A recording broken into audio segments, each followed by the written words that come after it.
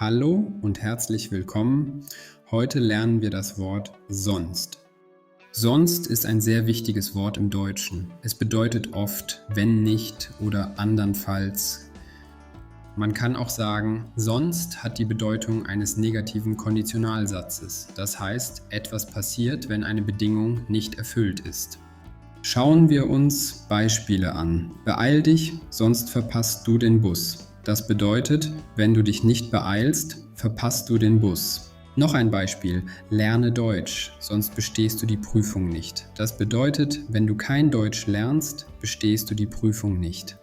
Oder zieh eine Jacke an, sonst wird dir kalt. Das bedeutet, wenn du keine Jacke anziehst, wird dir kalt.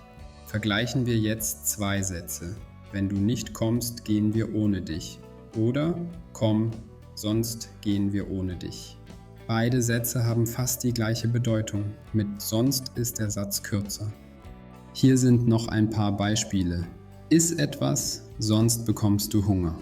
Sei vorsichtig, sonst fällst du hin. Ruf mich an, sonst mache ich mir Sorgen. Merken Sie sich, sonst bedeutet meistens wenn nicht. Es zeigt, was passiert, wenn etwas nicht gemacht wird.